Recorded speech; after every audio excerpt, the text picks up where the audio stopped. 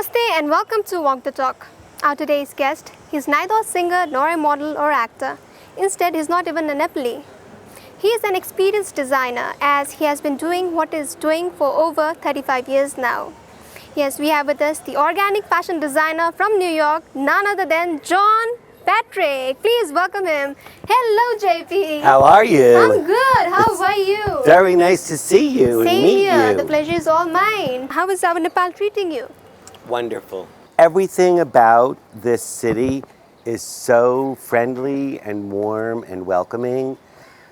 In the first few hours I got here, I went out, I took a taxi, and then I was taking a little rickshaw, and I didn't know where this was, and I was very far away, and two people stopped on the street to help me find. So that was my welcome wagon.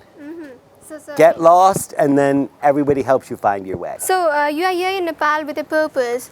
So anything that you would like to talk about? Because we really want to know about the motive or the plan that you are up with in Nepali market.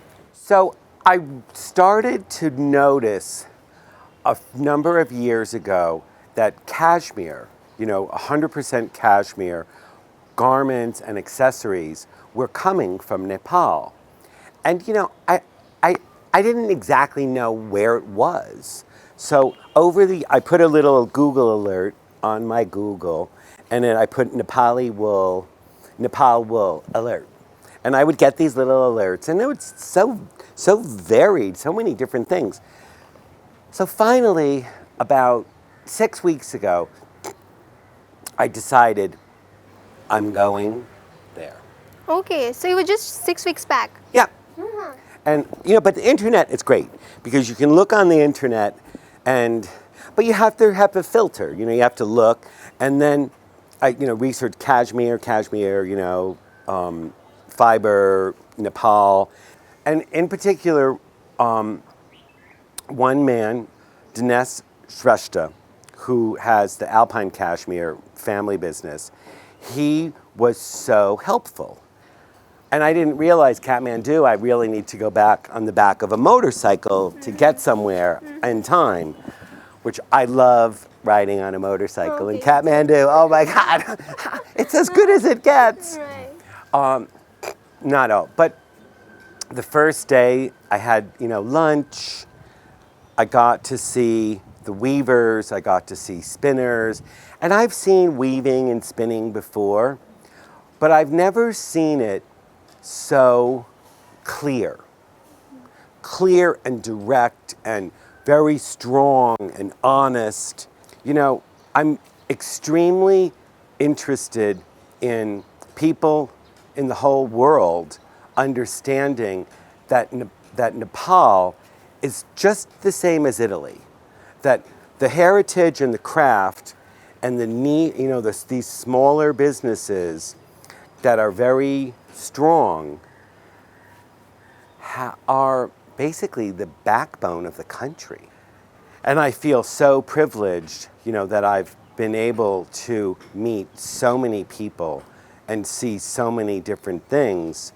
And I really want to be able to continue to make my small contribution so that, the revenue that can be generated into the economy from buyers all over the world, buyers and brands, that people understand that made in Nepal is very, very strong and has a deep resonance. Not many people in Nepal knows who John Patrick is. So starting about your journey, how did you decide to choose a fashion designing as a career? I chose fashion designing as a career almost by an accident because I wanted to be an artist, but I wasn't good enough. So now I'm a fashion designer. Okay, so that was an accident. It really was an accident. I lived in New York City and I saw people were making hats and I thought I could figure out how to do that. And I went and there was an old man and an old woman and they showed me how to make hats.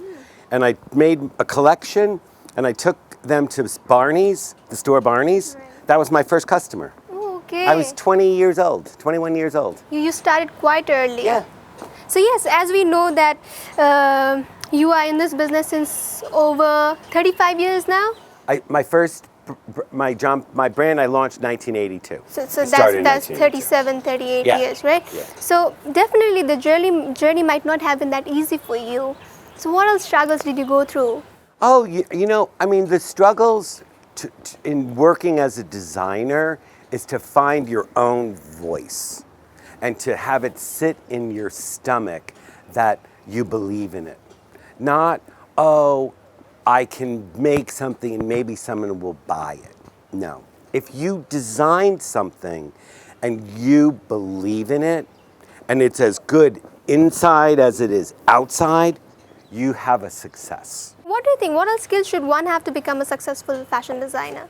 Well, to become a successful fashion designer, you have to understand what it is that you want to make.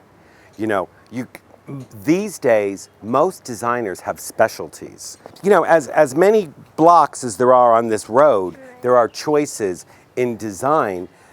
And then within that, there's print, there's pattern, there's surface. So you have to study correctly, and there can't be any imitation.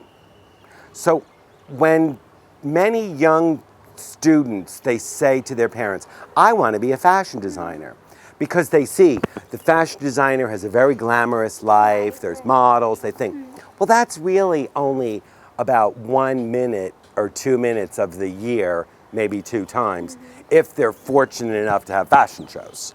The rest of it is working on building product, working on building the distribution, and there's no one formula. Patience and having a mentor, you know, having mentors, people in business, because it takes materials, it takes labor, it takes samples, it takes fittings. So, and not being afraid to show your idea, but don't look to other people's ideas. Because when you copy other people's ideas in fashion now, everybody sees it. Because the internet, we can all see everything. Since you are here in this business, as I said, like more than 35 years, right? What all changes or what all differences have you found in the past and the present fashion trends? There are so many of them. Because there's more and more and more of a consolidation of big brands. And then underneath it, little niche brands, boutique. And the boutique brands, they don't need to compete with the big brands. You're never going to compete with Gucci or Chanel or Dior. And those brands, they also have young people inside on teams building. So, but back in the 1980s, when I started in fashion, you could make a company with not very much money.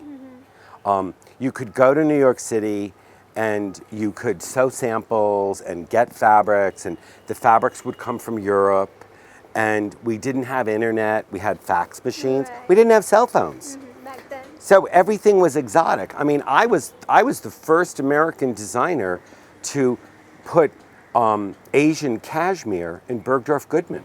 Oh, you were the first one. The first one in 1980, I want to say 1985. It was a red cashmere dress, Okay. which was, you know, they had only put in Scottish cashmere, you know, or Italian cashmere. I was always breaking the rules. I mean, I started a knitting factory in a basement in Queens with a partner. Okay. And, you know, but this type of thing now is much more difficult to achieve because the world is faster, it's a lot more competitive. People, they shop from Instagram. You know, the influencers. I mean, one of my closest friends is one of the most famous influencers in the world, Hannah Bronfman. You know, so I didn't know that she was an influencer. We're just friends. And I mean, she comes and she, you know, has great taste. be maintaining being relevant. You know, I mean, relevant is that you still have something to say. In fashion, you have to say something. Okay. You know, So the end point is that you need to have your voice. Is you what need to have your voice. Okay. So yes, we are having this nice conversation with John Patrick. We'll be continuing our conversation, right, John? Yeah. But only after a short commercial break. Okay. Right? Please just stay with us.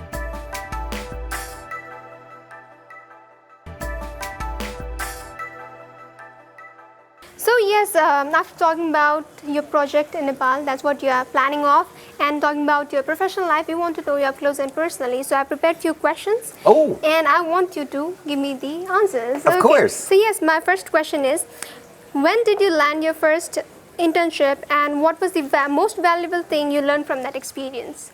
I did not gain an internship You did not. ever Okay. because I didn't work for anyone else. You never did. No. But I had a mentor in Tommy Hilfiger. And when about 10 years ago, through the CFDA and through Vogue, and Tommy, he would call me. We would call back and forth. And I said to him one day, I would ask him difficult questions. And I said, Tommy, what was the biggest mistake you ever made? And he said, not entering the market at a high price. Because, you know, he was not in the designer category. And I thought that was very interesting. And I still share that today with young people. What did you wear to your first interview? A Steven Sprouse suit. If you could go back and tell yourself one thing before beginning your career, what would it be?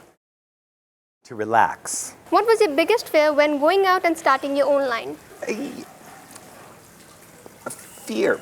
I'm not really afraid of anything. Okay, so there wasn't any fear. There really wasn't any fear. Okay. Anyway, moving ahead, what was the biggest mistake you made when just starting out?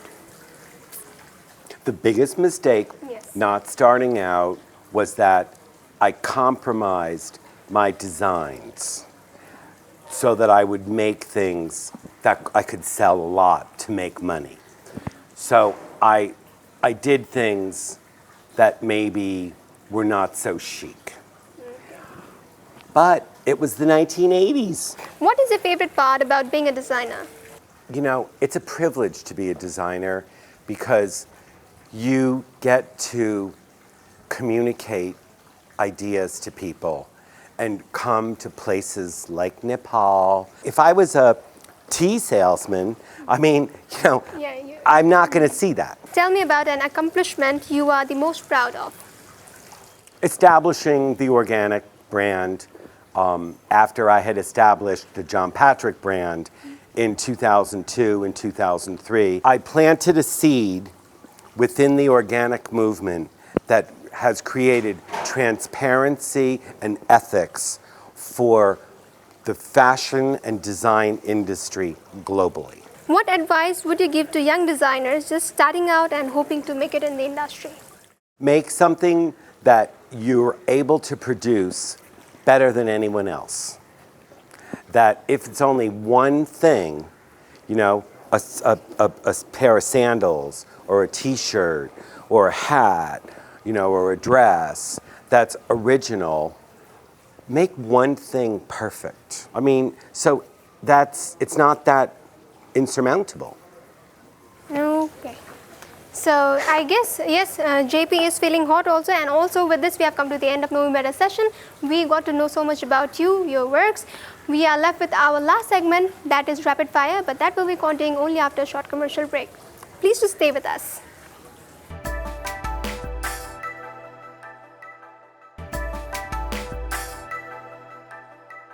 After getting to know about your professional and personal life, we are up with our very fun segment, that is rapid fire, where I'll be firing you some rapid questions and you'll be giving me the fiery answers. Perfect. Right, okay, my first question is, if you could be any fictional character, who would you be?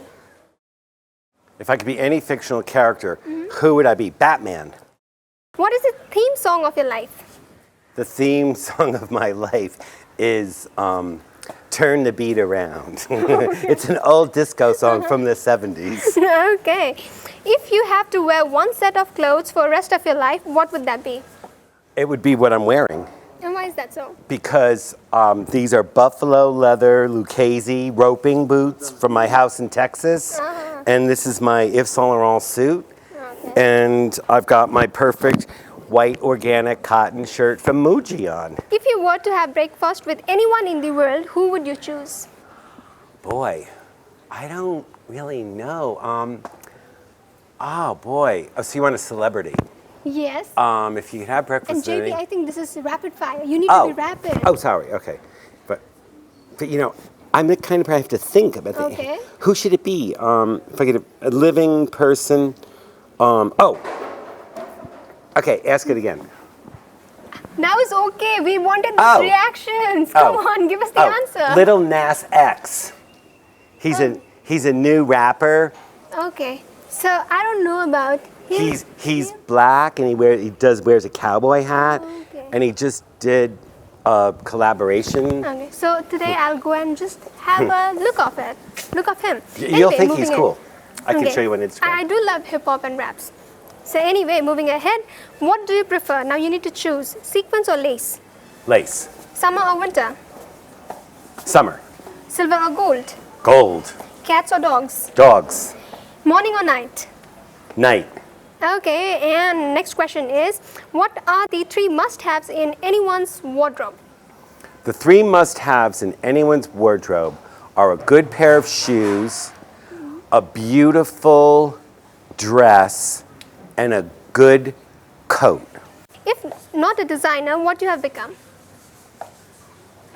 A social worker. That I could assist people and help people. Who is JP's favorite designer? My favorite designer in the world right now is Martine Rose. She works in London, and she also designs Balenciaga men's as her day job, but she has her own brand. She's very cool. Okay. Martine Rose, everybody. Okay, so that's the name. And moving on to my last question, and that is, what would be your go-to style tip? Go-to style tip? Yes. Good pair of shoes, good haircut, and clean nails. And brush your teeth. Yeah, I do. You've got great style. I mean, you do a lot of different work, and you have to anticipate and be ready to roll.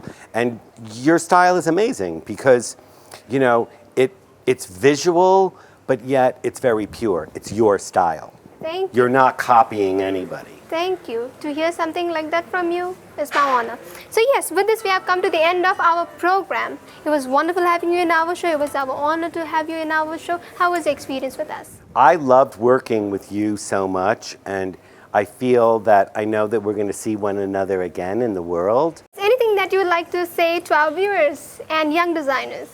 I think that for the young designers is to find your own vision and to believe in your dream and to never give up and to be strong and proud and know that the country that you come from, Nepal, has an incredible heritage that only gets stronger. Thank you so much. Thank you so much for being with us. So yes, that was famous designer John Patrick from New York City. I'll see you all with yet another guest next week. Till then, keep watching AP1 HD.